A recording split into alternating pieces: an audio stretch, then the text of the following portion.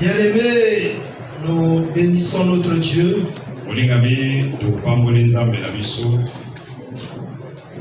qui n'a cessé en toutes circonstances de nous assister.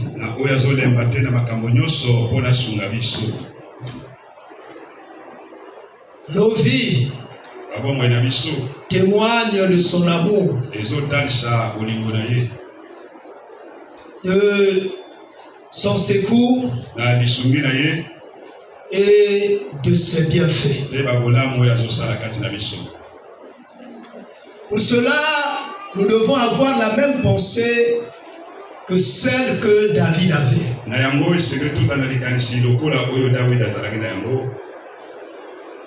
D'avoir une grande joie lorsque on doit se retrouver en présence de Dieu dans sa maison. Mon ami, parce que il n'y a pas mieux que cela. Non. C'est la meilleure chose que nous pouvons expérimenter dans nos vies. Se trouver en présence de Dieu. Se trouver au milieu des enfants de Dieu. N'est-ce pas que dans le livre de Matthieu, la Bible nous dit, et d'ailleurs c'est le Seigneur qui le dit, là où deux ou trois sont assemblés en mon nom, je suis au milieu d'eux. Oh! Mon ami, quelle joie de le savoir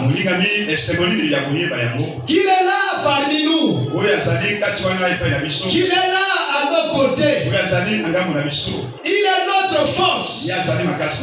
Il est celui qui redonne la force à nos muscles. Mon ami, quel que soit ce qu'on a subi il y a quelques mois ou quelques jours ou la nuit même,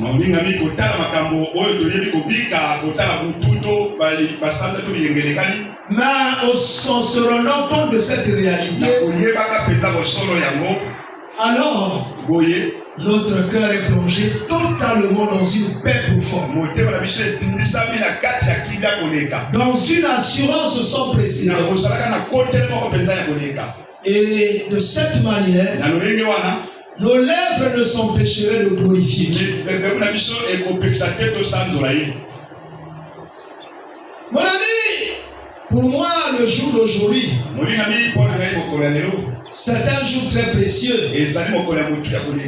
D'autant plus que ma merveilleuse épouse,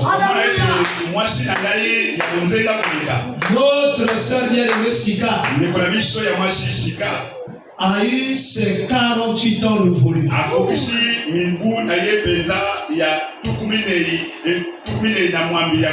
Je vous ai toujours dit ici, chaque fois que je regarde ma femme, je trouve qu'elle est toujours merveilleusement belle.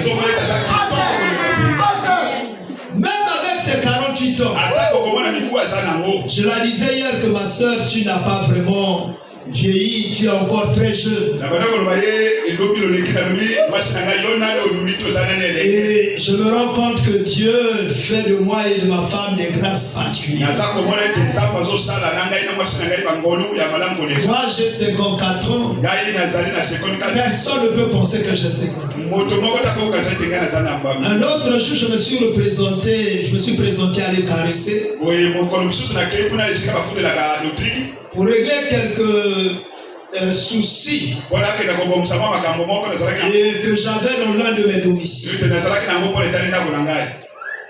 Et le type m'a dit, celui qui était en face de moi, il a vu un monsieur très gros, avec un ventre ballonné. Il m'a dit, est-ce que tu crois que tu es plus âgé que lui.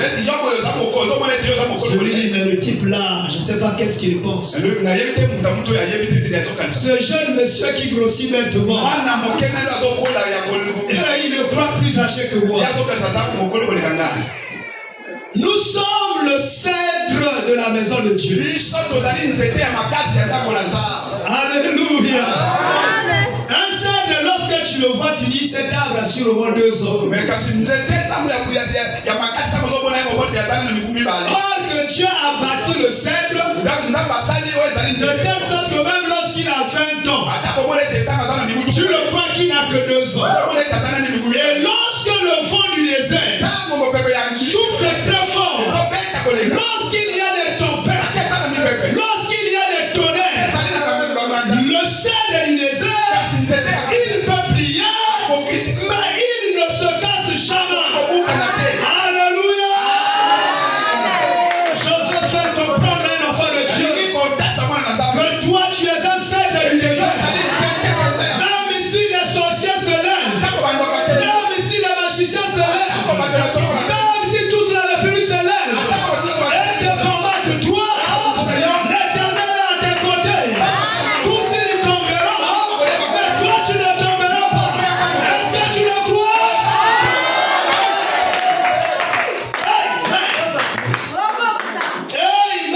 Amen. Non. Ne te dis pas que ça sera bientôt la fin pour toi. À cause des petites démangeaisons sortent dans ta vie.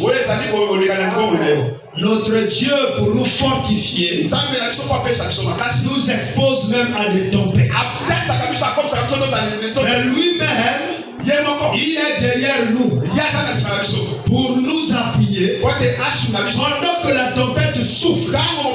Si nous voulons nous plier, il est derrière, il nous soutient et nous restons toujours debout.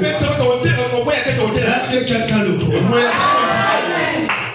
Et lorsque j'aurais dit ça, je vois déjà nos bien-aimés de l'église de l'autre côté, le frère Christ est là.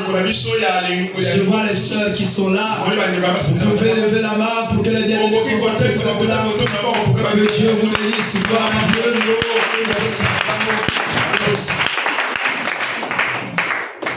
Alors, lorsque vous comprenez que Dieu, Elohim, il est derrière nous pour nous soutenir,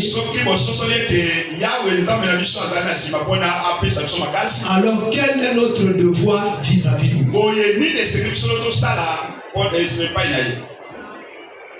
Nous devons faire de nos vies des temples pour la gloire de Dieu.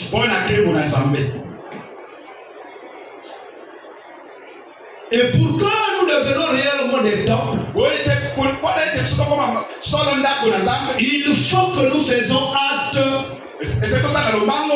d'aller à la carrière. Et comment je peux définir la carrière aujourd'hui? Parce que chaque jour que je me tiens ici, Dieu me donne une nouvelle définition de la carrière.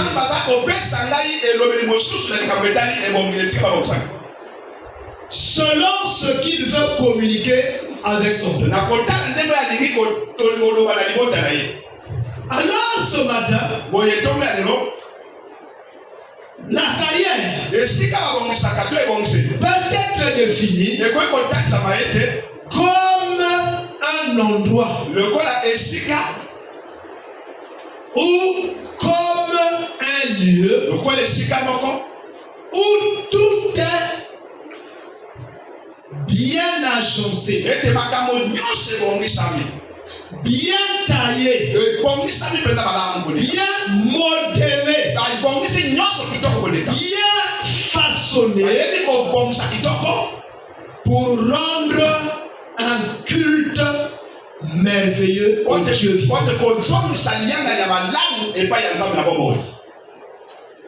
Mon ami, tu n'es pas un produit du hasard.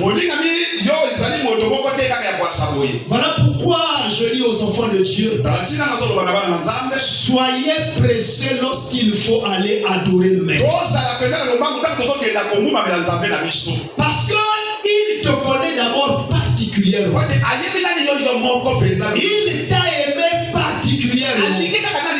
Il t'a soutiré du milieu de tout le monde. Il t'a lavé par son sang et il t'a mis à part. Et il a fait de toi un instrument particulier avec une nature particulière. Tu n'es pas tout le monde. Tu n'es pas comme tout le monde. Tu n'es pas égal à tout le monde. Parce que ton Dieu t'a façonné et t'a donné des capacités au-delà des capacités de tout le monde. Et si tu te rends compte de ça, comment tu t'empêcherais de tomber à genoux? Comment tu t'empêcherais de l'adorer? Comment tu t'empêcherais de l'écouter? Mon ami, hier je parlais encore avec le frère François. Je disais au frère François, je ne comprends pas notre Dieu. Anne n'a fait que 7 ans dans son mariage. Mais Anne a eu au moins 7 enfants. Mais comment elle a pu avoir tous ces enfants? On ne peut pas faire le calcul avec lui. Mais toi, tu peux me dire que c'est chaque année qu'elle faisait un enfant. Mais pourtant, la Bible est en train de nous dire qu'elle est restée longtemps dans son mariage. Elle est restée longtemps dans son mariage. Mais elle était restée longtemps stérile. Mais comment tu peux comprendre cette mathématique? Comment tu peux comprendre cette manière de Dieu de compter les années? Le Dieu qui nous rajeunit. Le Dieu qui abrège les années pour nous. En même temps, il les rallonge. Pendant qu'un homme fait le calcul, il trouble le calcul de l'homme en faisant des choses autrement. Vous savez vous-même qu'elle était mariée à Elkana et qui avait une autre femme et qui s'appelait Pénina et qui n'avait déjà donné beaucoup d'enfants. Mais Anne, Dieu l'avait rendue stérile. Elle n'avait point d'enfants.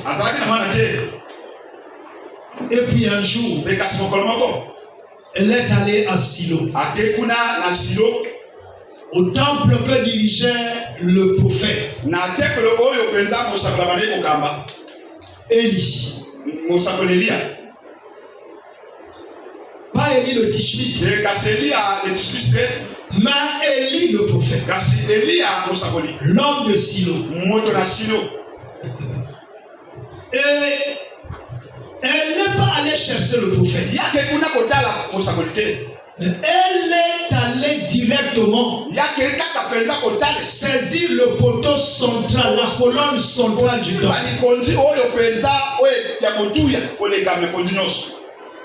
Et vous savez qui est la colonne centrale du temple?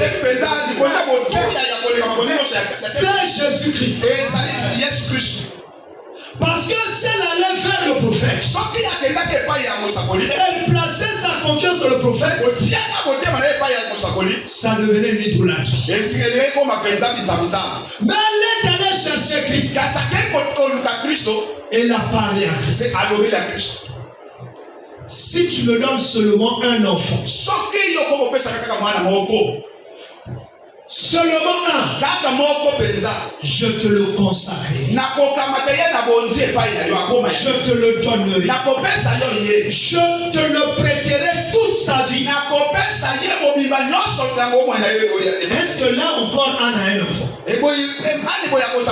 Si elle prête enfant que Dieu lui donne toute sa vie.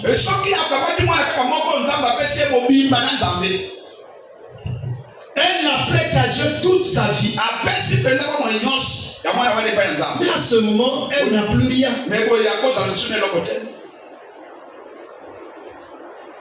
Elle priait sans qu'une seule parole ne sorte de sa bouche. Il n'y a que ses lèvres qui étaient en train de balbutier. Mais la prière était dans les profondeurs de son cœur. Posons-nous la question. Lorsque nous prions, notre prière vient d'où? Notre prière touche quel endroit?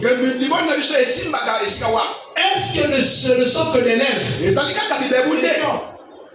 Dans cette manière de Anne de prier, les larmes coulaient dans ses yeux, coulaient sur ses yeux, traversaient ses joues et mouillaient le sol. Et vous savez, ça a dû créer même la confusion dans la pensée du prophète. Parce que le prophète, voyant que cette femme n'aimait aucun son, et aucun son ne sortait de sa bouche, mais la bouche était toujours en perpétuel mouvement, et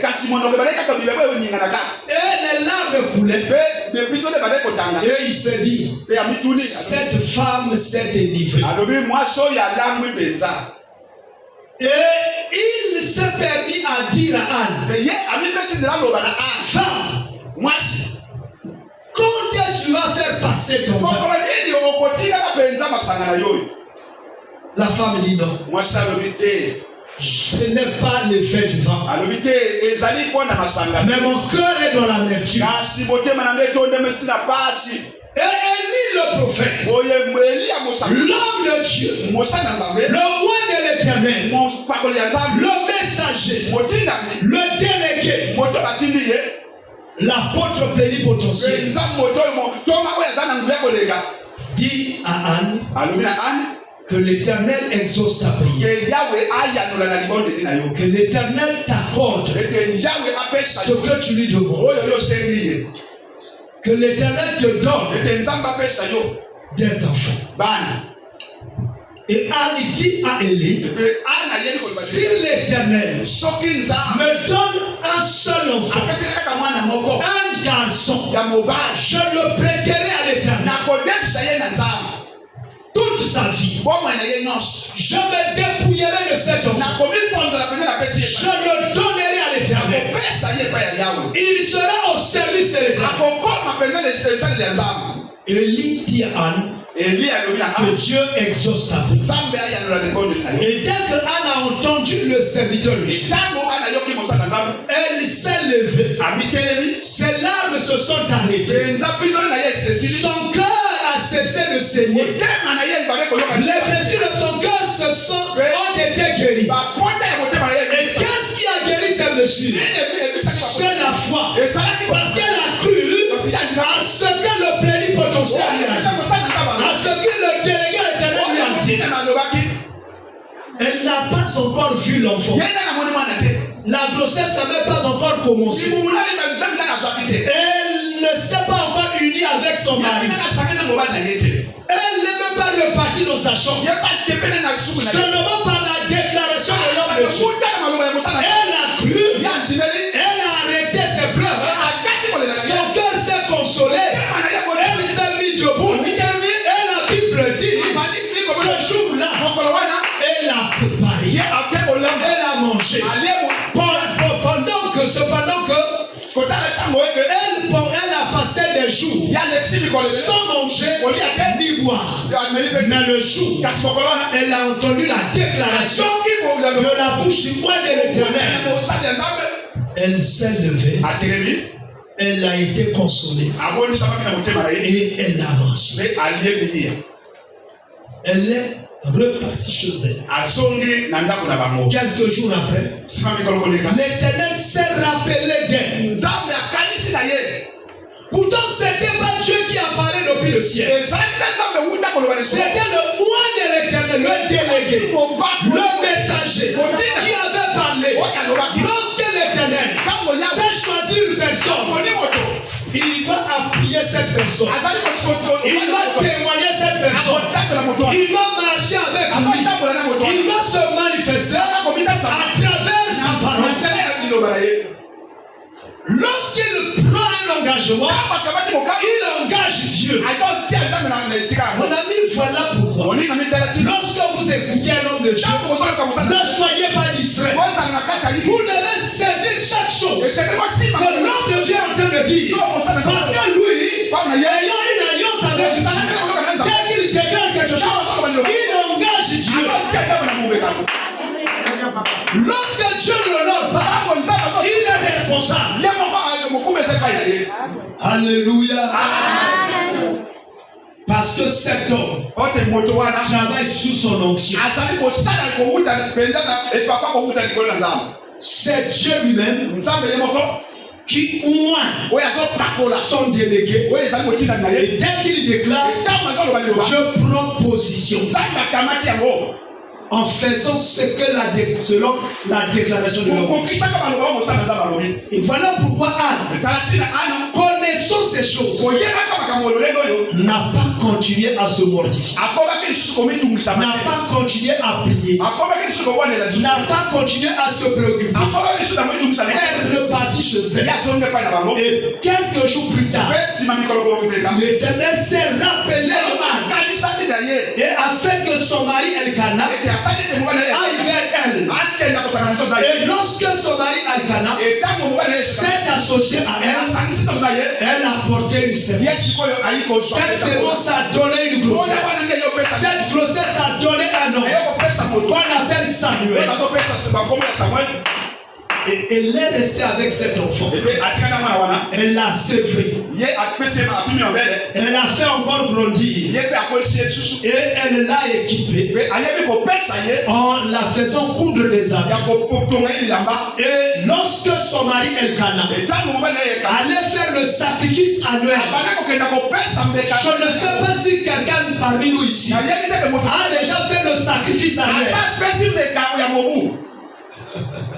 Alléluia. Amen. Alléluia. Amen. Tu peux donner tes dîmes. Tu peux donner tes offrandes. Mais la Bible parle d'un sacrifice annuel. Tu as commencé 2025. Tu es arrivé le 31 décembre 2025. Je t'appelle à faire un sacrifice. Le sacrifice, il n'est pas une offrande ordinaire. Le sacrifice, ce n'est pas une offrande ordinaire. Le sacrifice fait saigner le cœur. Parce que le sacrifice, il est lui-même costaud. Ne donnez jamais à Dieu des choses qui ne touchent pas votre vie. C'est ce qu'on appelle le superflu. Le superflu n'emmènera pas de grâce dans votre vie. Alléluia. Lorsque tu viens à l'église, cherche une petite pièce de 100 francs. C'est ça ce que tu donnes comme offrande. Or que même ces 100 francs ne comptent déjà pas pour toi-même. Ne touche même pas ton cœur. Même toi-même, tu te dis que ça c'est inutile, c'est marginal. Mais comment penses-tu donner à Dieu des choses marginales? Et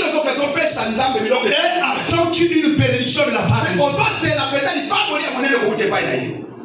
Tu dois reconnaître le travail que Dieu a fait dans ta vie pendant toute une année. Et en reconnaissant cela, tu dois préparer une offrande annuelle.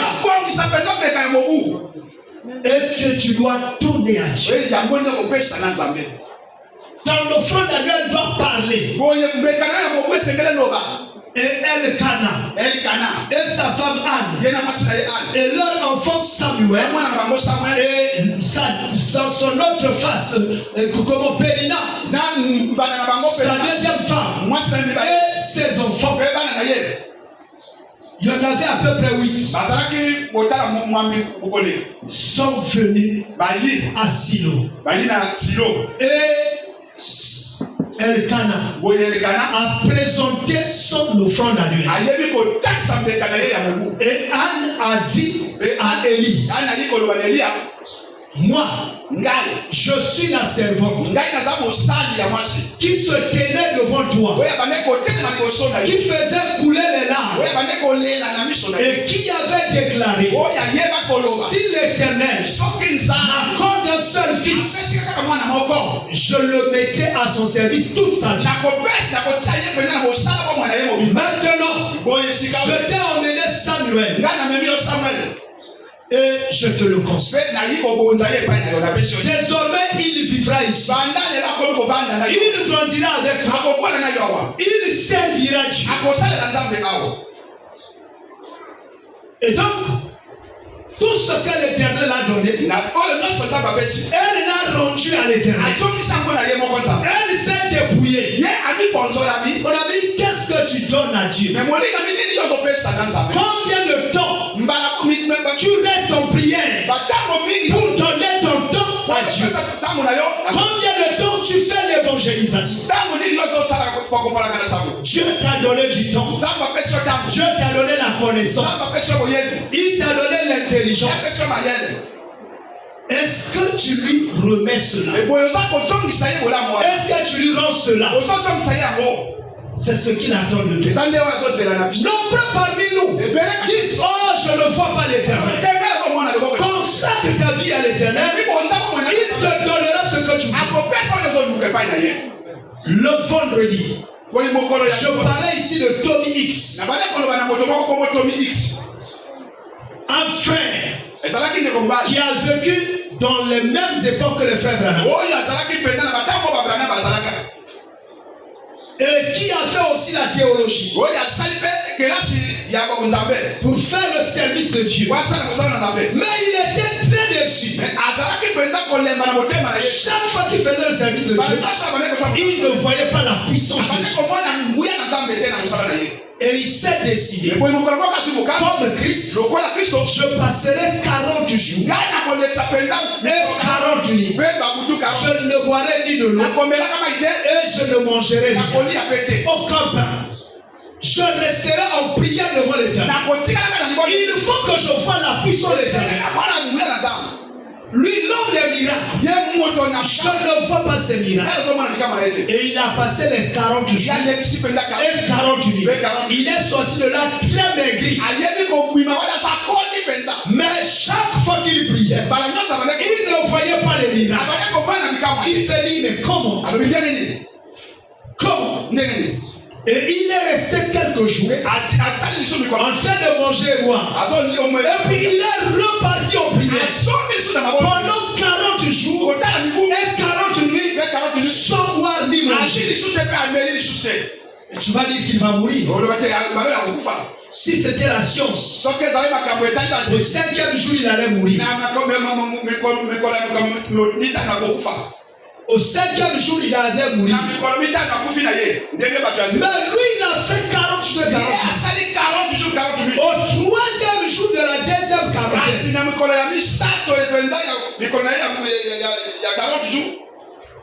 l'Éternel lui est apparu. Il lui a dit, je suis le Dieu des miracles, la pluie des miracles, et je marcherai devant désormais avec toi. Tu verras des grands miracles. Il a entendu la voix de Dieu le 3e jour des 40 jours, mais il ne s'est pas relâché. Beaucoup parmi nous échouent. Pourquoi?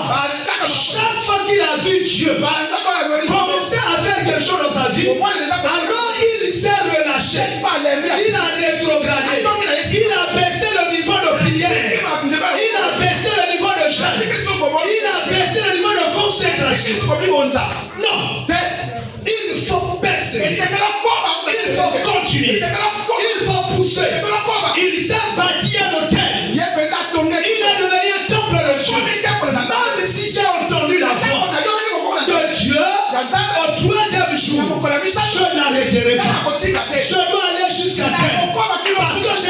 Dieu que je ferai encore 40 jours.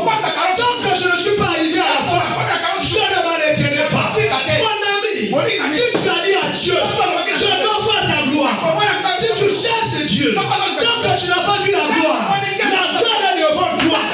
Il faut persévérer. Même si tes efforts se sont épuisés, même si toi-même tu t'es épuisé, il y a un homme, Jésus-Christ, l'homme de Galilée, il viendra à ton soutien.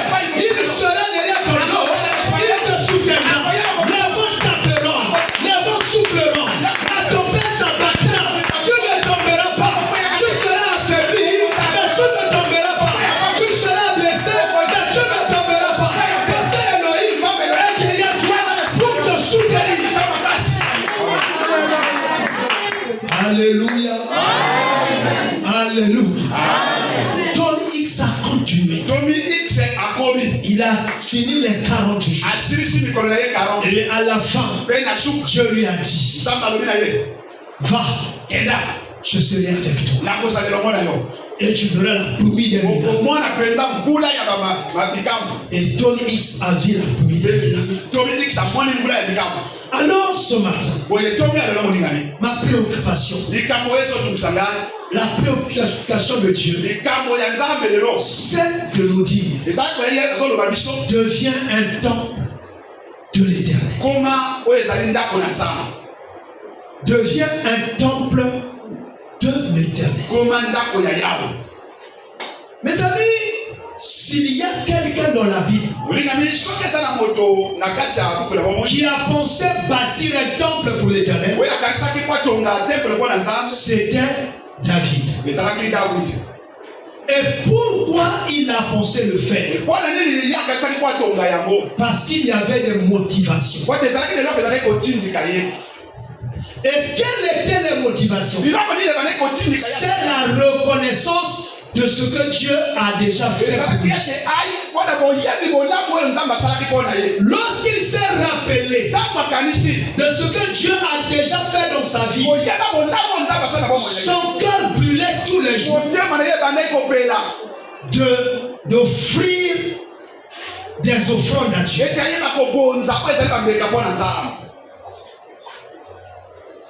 Vous savez que David était un roi, mais un grand chanteur. Parce que les bienfaits de Dieu envers sa personne l'inspirait tellement qu'il ne cherchait même pas la place d'un prédicateur. Combien de fois la Bible déclare que David était un prophète? Mais il ne faisait pas la sacrificature à l'autel. Mais la chanson c'était son domaine. Parce qu'à travers ses cantiques, il louait Dieu, il adorait Dieu, il implorait la bonté de Dieu. Et quelles sont les choses pour lesquelles il s'est rappelé de Dieu? Première chose, il était le Benjamin des 8 garçons de son père. Son père avait 8 garçons.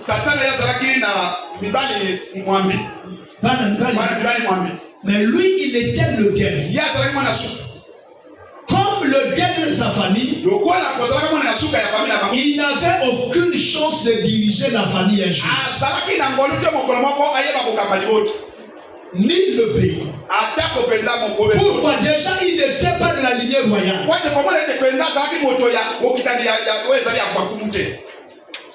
Vous voyez? Et donc, lui, il n'avait eu aucune chance. Et pendant que ses frères, les 7, leur papa les utilisait pour prendre soin de son troupeau. Lui, il restait à la maison et on l'envoyait même en vacances. Parce qu'il était jugé comme quelqu'un qui ne pouvait rien produire, qui ne pouvait rien faire. Mais un jour, lorsque la difficulté est apparue, que Israël est confronté aux Philistins. Alors tous les frères sont partis en guerre. Le troupeau est resté seul dans la forêt. À ce moment, son papa le rappelle et l'envoie. Mon ami, attention. Il y a une chose ici qu'il faut noter. David n'a pas commencé à contester avec son père. Il n'a pas commencé à contester avec son père. Oui, non, papa. Toi, lorsque tes enfants sont ici, tu les utilises, tu n'utilises pas. Non. Il ne faut pas avoir cette attitude. Chaque fois qu'on t'envoie, c'est une opportunité qu'on t'offre. Il faut saisir chaque opportunité que tu as. Parce que chaque opportunité de la vie peut te donner une distinction. Alléluia. Amen. Il est venu. Et il est parti là où son père l'a envoyé. Deux. Il ne s'est pas appuyé de son expérience. Il n'a pas dit que papa, là-bas c'est la forêt. Là-bas il y a des serpents. Là-bas il y a des lions. Là-bas il y a des ours. Moi-même je suis très jeune. Pratiquement 16 ans. Je risque d'être dévoré. Non. Il n'a pas affiché la difficulté. Il y a de ses enfants. Lorsque les paroles on voit, il va toujours la difficulté. Il voit toujours la difficulté. Il s'exprime en termes de difficulté. Oh, cela est difficile. Je ne suis pas habitué à ça. Je n'ai jamais fait ça. D'habitude, c'est un tel qui fait. Pourquoi aujourd'hui je m'envoie? Mon ami, le manque d'obéissance vis-à-vis de ses parents écoute la vie d'un enfant. Et on met la malédiction dans sa vie. Dans Éphésiens, le chapitre 6, la Bible demande aux enfants d'être obéissants vis-à-vis de leurs parents. Et lorsqu'ils le font, la Bible dit que c'est un commandement attaché d'une promesse. Tu resteras longtemps sur la terre des hommes. Et tu seras béni. Alors si tu fais le contraire, le parent t'envoie, tu refuses, tu as la malédiction. Et tu écoutes le nombre de tes amis. Et David est allé là-bas. C'est là où j'ai aimé. Il a rencontré la difficulté. Le lion s'est présenté. Il s'est battu contre le lion. Il n'avait aucune expérience. Mais il a tué le lion. L'ours s'est présenté. Arraché l'une des bêtes de son père. Il a poursuivi l'ours. Il a détruit. Mon ami, il y a des qualités cachées que Dieu a mis en toi. Tant que tu n'as pas affronté la difficulté, ces choses-là ne se manifestent pas. Tu t'ignores toi-même. Il y a même des dons que Dieu a placés en toi. Comme tu ne jeûnes pas, comme tu ne pries pas, comme tu ne vas pas prier pour les malades, comment ça va se manifester? Alléluia. Amen. Voilà pourquoi jusqu'aujourd'hui tu es ignorant pendant que tu as des qualités. Le Seigneur dit, voici, je vous ai donné le pouvoir de marcher sur les serpents, sur les scorpions et sur toute la puissance de l'ennemi. Et rien ne pourra vous nuire. Et lorsque tu as un problème devant toi, lorsque tu as un malade devant toi, tu dis, attends, j'appelle le pasteur. Attends, j'appelle le frère tel qui a dit. Non!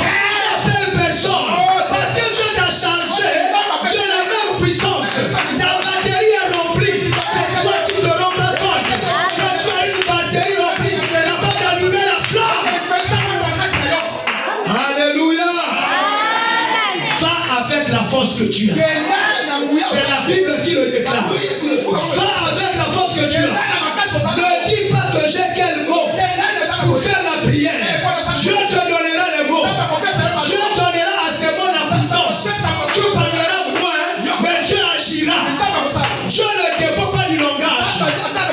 Dieu dépend de la disposition du cœur. Alléluia. Alléluia. Est-ce que quelqu'un comprend ce que Dieu lui a dit? Et il l'a vaincu. Mais il n'est pas revenu pour dire papa, voici ce que j'ai fait. Raconte les félicitations du père. Il est resté toujours à son poste. Ne sois pas quelqu'un qui revendique toujours les félicitations. Depuis que je fais ceci, on me félicite jamais. Est-ce que vous savez que il y a des fois cela peut encourager, mais des fois les félicitations peuvent te rétrograder. Or que lorsque tu n'es pas félicité, tu fais plus d'efforts que celui qui est félicité. Mon ami David jusque-là était connu.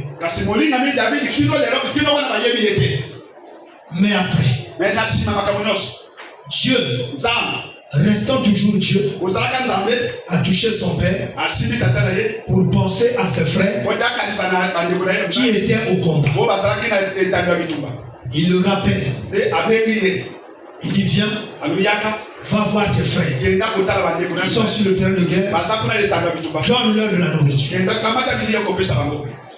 Vous voyez, il est allé là-bas. Et lui qui n'avait peut-être pas d'armes pour le combat, il est arrivé sur le terrain de combat.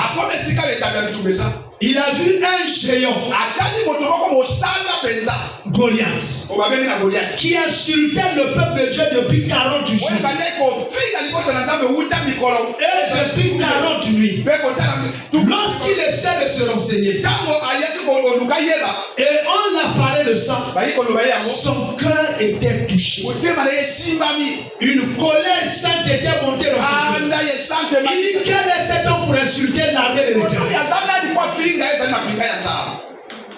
Déjà son frère Eliab lui dit je connais ta fougue, je connais ton courage. Tu n'es pas venu ici pour te battre, tu es venu ici pour donner la nourriture. Et Shama lui dit la même chose.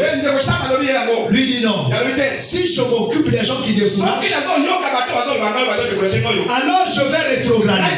Il les quitte. Dans ta vie, ne marche pas avec des gens qui ont un langage négatif. Construire une maison c'est difficile, ça prend tellement d'argent. Se marier c'est difficile, dépenser l'argent pour avoir une femme, tout ça, des millions comme ça. Ne marche pas avec des gens qui ont un langage négatif. Le paresseux va toujours le lion des rois. C'est ce que nous dit le livre de Proverbes. Ne marche pas dans ta vie avec les gens qui voient toujours les fois. Il y a des gens qui savent bien expliquer la difficulté, qui te découragent à condition malili. Ozara qui moto à condition malili. Frère, vous avez dit pasteur Intel a là qui peut avaler au sabato bachel. Yo linga trop bachel. Abandi ko peso ba preuve. Musu c'est ça même à Kabosso le Salema. Au son d'ici. Ne marche pas avec les gens qui découragent. Avec les gens qui développent un raisonnement humain. Un raisonnement mathématique. Un raisonnement scientifique. Parce que la foi ne s'accorde pas avec la chose. C'est deux choses opposées. La chose attend l'épreuve. La femme va sans l'épreuve. Alléluia. Est-ce que David, pour combattre l'ours, il avait déjà livré un seul combat? Aucun. Il n'a jamais vaincu. Mais devant Goliath, il est allé au nom de l'Éternel. Il a vaincu Goliath. Sans payer le prix de la boisson, ni le prix de la dot, il est devenu le gendre du roi. Du coup, il est princesse. Parce qu'il est le mari de la princesse.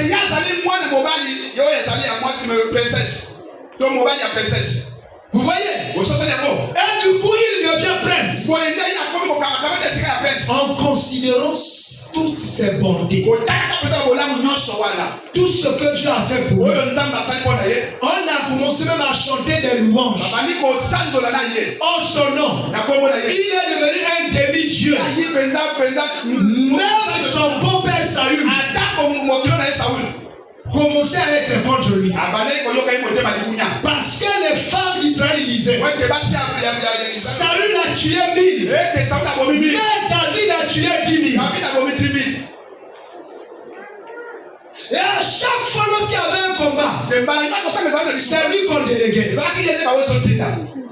Il était devenu célèbre.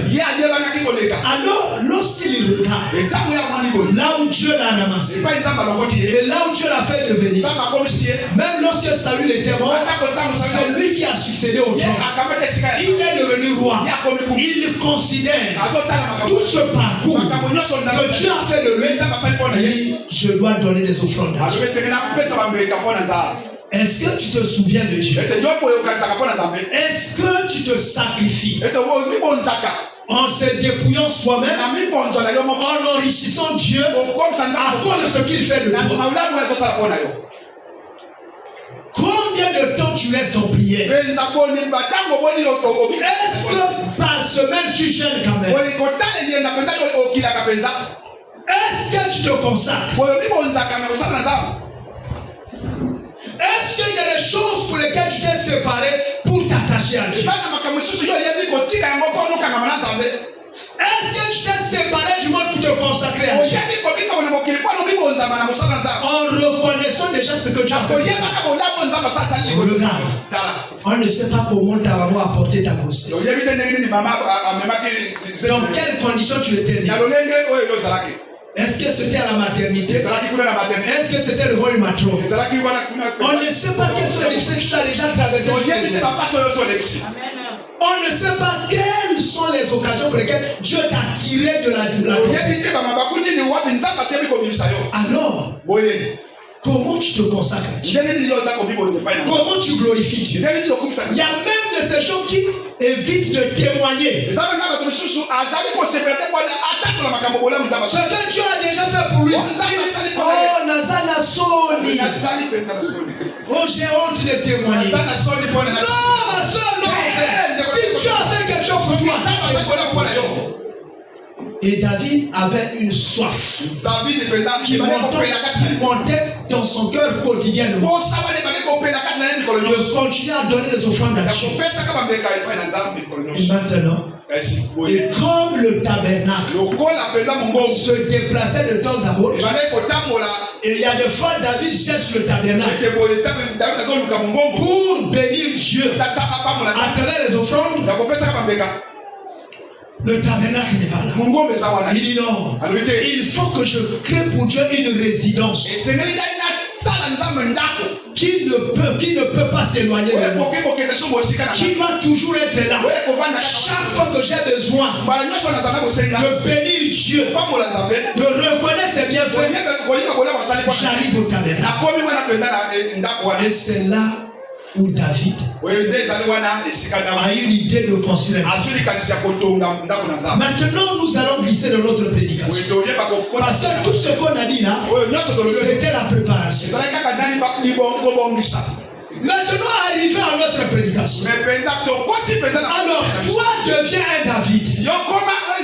Celui qui a soif de rester dans la présence de Dieu. Celui qui a soif de donner des offrandes à Dieu.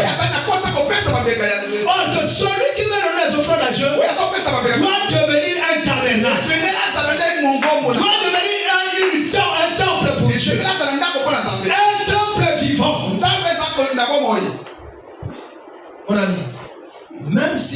n'a pas lui-même construit le temple, parce que Dieu lui a dit c'est son fils Salomon. Or que le fils, c'est celui qui descend de toi. Le fils, c'est celui qui vient de ton intérieur.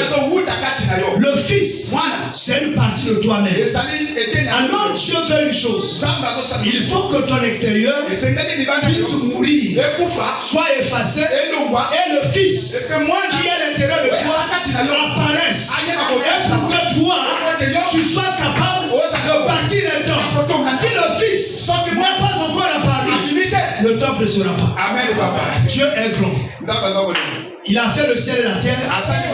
Mais pour se faire un tabernacle, les êtres vivants, il est venu comme fils. Il est venu lui-même comme fils. Il a donné sa vie sur la croix. Il a crié à Élie. Et lorsque le fils s'est élevé, et le fils a rassemblé l'église, c'est comme ça qu'aujourd'hui, l'église donne des adorations, donne louange à Dieu.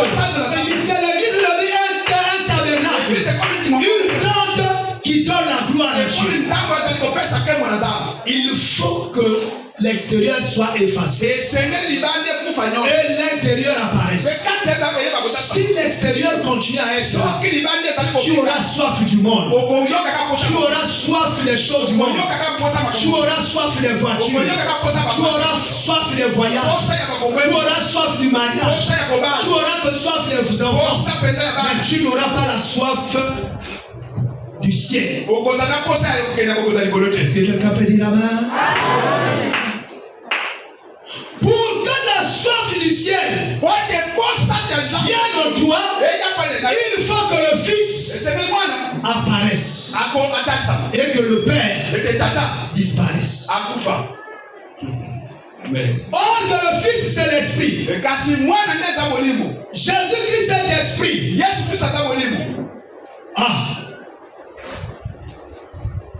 Or que Israël est resté avec le Père. En restant avec le Père, ils sont restés dans la loi. Ils ne peuvent pas voir la gloire de Dieu. Ils peuvent organiser les cultes. Ils peuvent organiser les cérémonies. Mais pas voir la gloire de Dieu. Or que les nations se sont mariées avec le Fils. Avec le Fils, il y a la tempête de l'Irak. Il y a la gloire de Dieu. Il y a la puissance de Dieu. Mais Israël qui n'a que le Père, il est un peuple mort. Alléluia. Amen. Il faut que tu dépasses Israël. Il faut que tu deviennes la postérité d'Israël. Parce qu'Israël est resté dans la mécanique. Or que tu dois rentrer dans la dynamique. Alléluia. Amen. Est-ce que quelqu'un est là? Est-ce que quelqu'un est là? Je ne te vois pas. Est-ce que quelqu'un est là? Est-ce que tu entends la voix de Dieu? Il faut que tu deviennes la postérité d'Israël. Ne reste pas dans la mécanique, sois dans la dynamique. Alléluia. Mais comment être dans la dynamique? Oh, comment être dans la dynamique? Il faut donner sa vie à Dieu. Donner sa vie au Dieu Tout-Puissant. Et cela sans réserve. Ne garde pas une partie de ta vie. C'est cette partie que tu gardes pour toi qui est une pesanteur qui t'empêche de voir la gloire de Dieu. Lorsqu'on devait rentrer dans le tabernacle, on devait d'abord arriver sur le propitiatoire, sur la table des offrandes. Là-bas, la victime qui représente l'homme qui vient à Dieu était brûlée dans sa totalité, avec les entrailles, avec le sang. Tout le reste devait brûler et devenir sombre. Première chose, la transformation de ta vie. Il faut venir à Dieu. Tel que tu es, n'enlève pas déjà les choses. Ne mets pas déjà les choses à côté. Viens à Dieu tel que tu es. Prenons Hébreux chapitre 4. Le verset 16. La Bible dit, approchez-vous donc avec assurance du trône de la grâce afin d'obtenir miséricorde et trouver grâce pour être secouru dans vos besoins. Mon ami, celui qui trouve miséricorde, c'est pas celui qui est parfait, c'est pas celui qui est saint, c'est celui qui est saint, mais il vient à Dieu tel qu'il est. N'enlève rien, ne te juge pas, ne dis pas que je ne suis pas né. Avance tel que tu es. Viens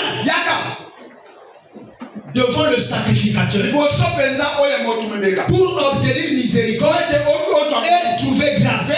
La grâce, c'est une chose qu'on ne mérite pas, mais c'est une chose qui t'est donnée au-delà de tes efforts personnels. Alléluia. Alléluia.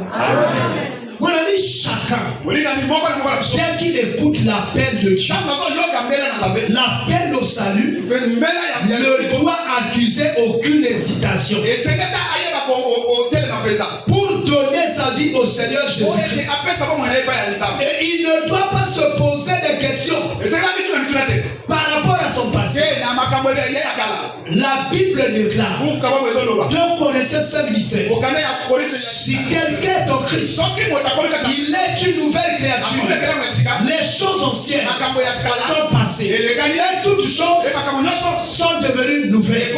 Mon ami, ne t'accuse plus, ne te mortifie plus, ne te décourage pas par rapport à ton passé.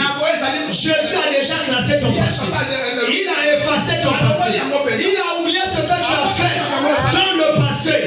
Dès que tu viens à lui, tu es une nouvelle créature. Ne te condamne pas. Il y a des gens qui se condamnent tout le temps parce qu'ils ne cessent de regarder leur passé. Ils disent, j'avais fait ceci, j'avais avorté, j'avais tué, j'avais volé. Non! Dès que vous vous êtes déchargé sur Jésus, il a pris votre culpabilité sur lui. Et voilà pourquoi il était accusé. Voilà pourquoi il est monté sur la croix. Ce n'est pas parce que lui avait fait des fautes, c'est parce qu'il avait pris ta culpabilité. Tu n'étais pas encore né. Oui, il a dit tout ce que tu feras sans le connaître. Il le prend déjà et il est monté sur la croix comme un coupable, insulté, battu, blessé. Tout cela, cette punition, parce qu'il avait pris ta culpabilité. On n'est pas prisonnier lorsqu'on n'est pas coupable.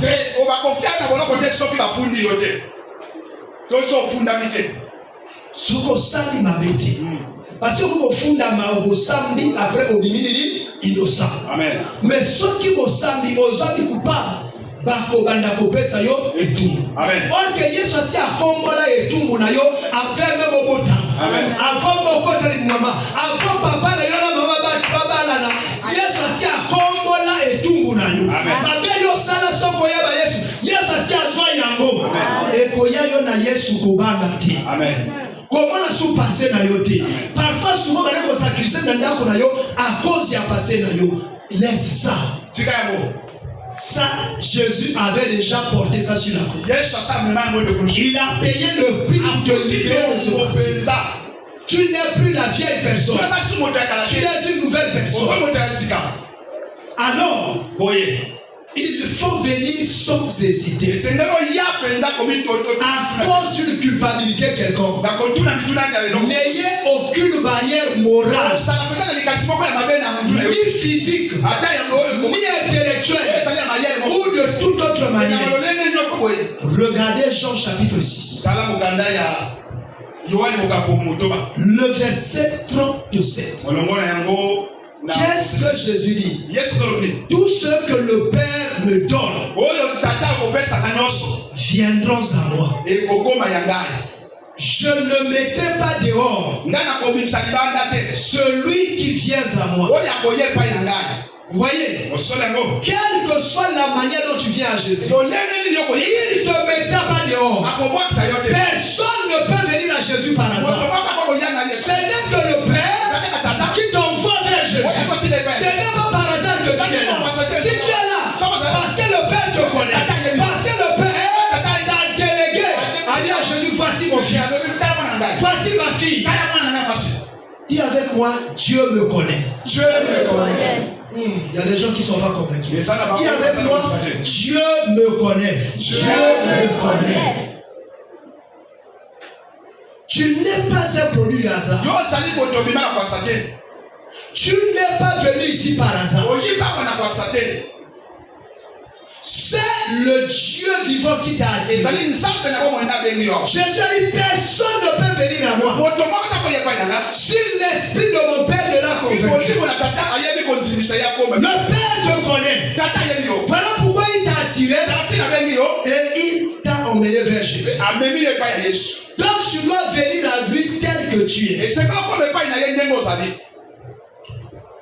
Matthieu 11, 28.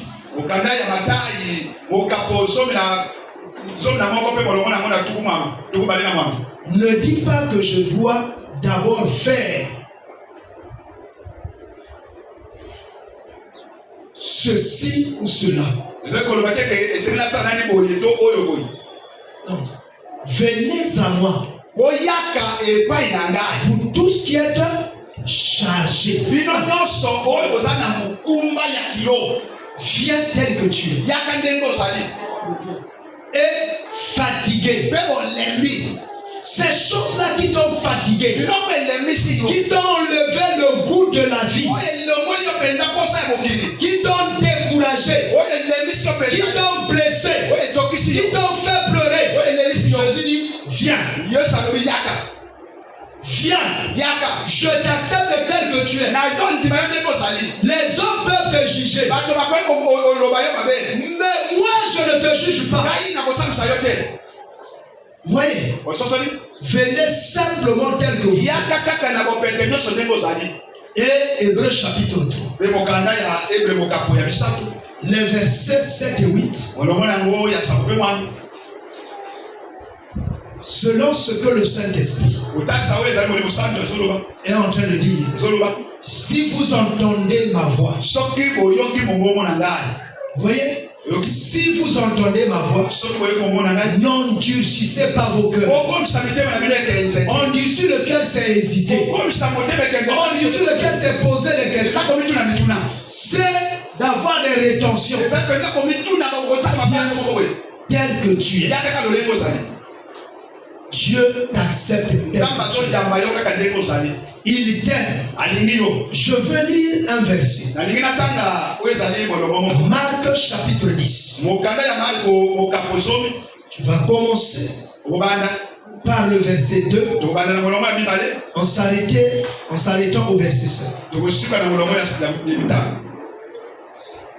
Marc. Donnez-moi une minute.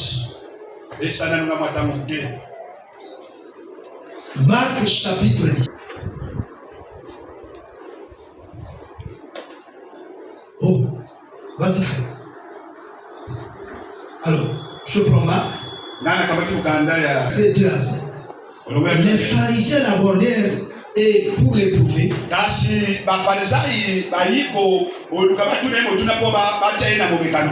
ils lui dirent. Il lui demandait s'il est permis à un homme de répudier sa femme. Il leur répondit, que vous a prescrit Moïse? Voyez ça? Moïse, dit-il, a permis d'écrire une lettre de divorce et de répudier. Et Jésus leur dit, c'est à cause de la dureté de votre cœur que Moïse vous a donné ce précepte.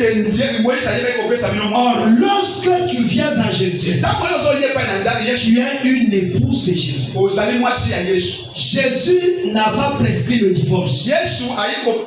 Voilà pourquoi il ne te rejette pas. Et les Israélites posaient la question à Jésus pour savoir s'il était possible de divorcer. Pour Jésus, n'était pas question. Ça, il dit, mais pourquoi Moïse a donné la disposition selon laquelle si tu dois divorcer avec ta femme, tu dois donner une lettre de... Qu'est-ce qu'il a dit? À cause de la dureté de votre cœur. Mon ami, c'est ça. D'avoir un cœur enduit. Jésus nous aime tel que nous sommes. Pour aujourd'hui, je vais peut-être m'arrêter là. Parce que la deuxième chose, pour que tu deviennes un temple,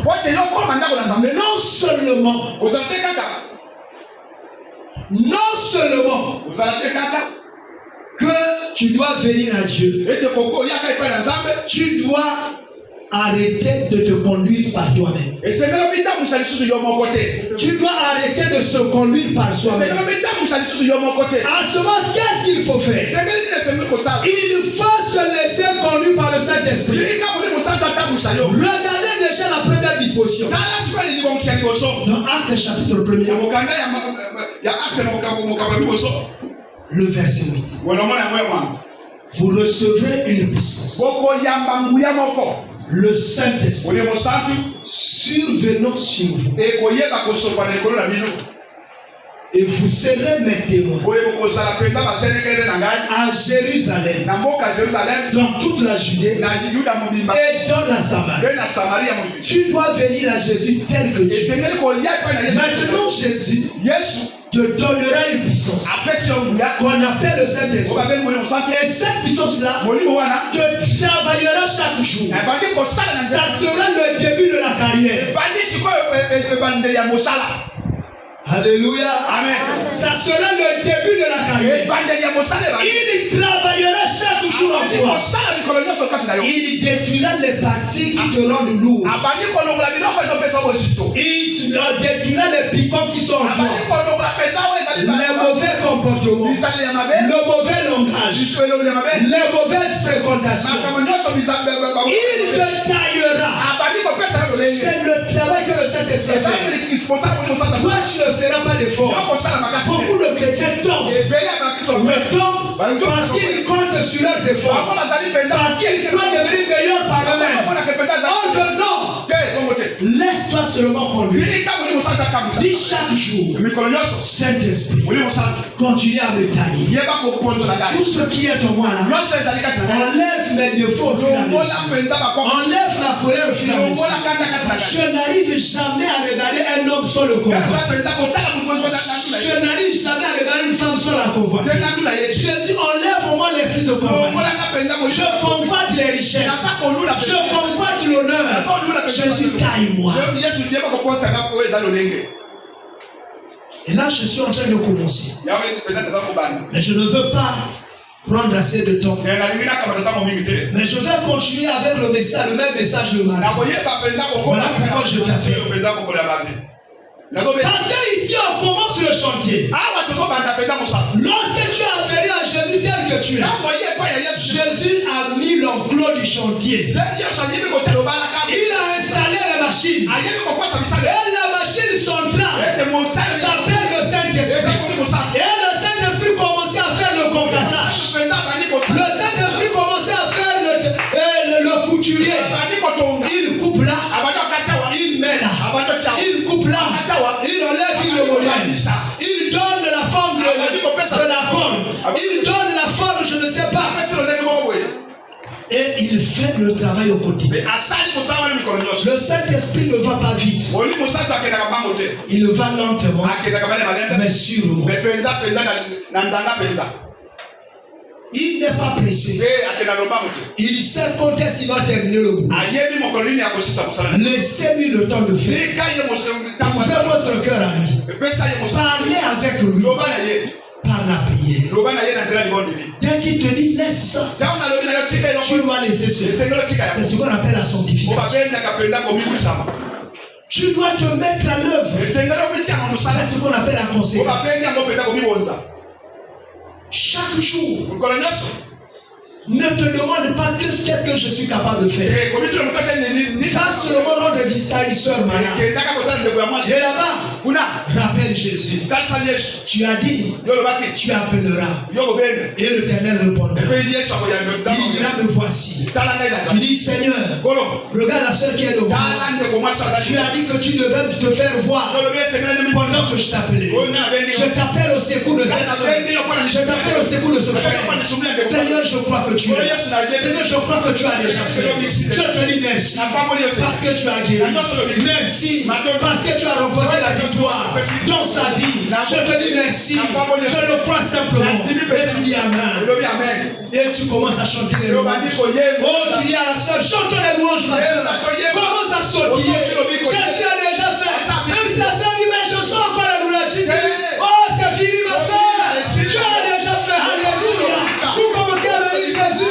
Sois béni, Jésus. Et tu es parti. Tu dis, Seigneur, je t'ai béni. Il t'a guéri. Crois seulement à ta guérison. Tu viendras raconter à l'église qui t'a guéri. Alléluia. Même si la soeur t'appelle pour dire que je sens encore les douleurs, dis que Dieu t'a déjà guéri. Les douleurs là, c'est Satan qui a été là, c'est pas ça pour partir. Alléluia. Oh, on va se lever pour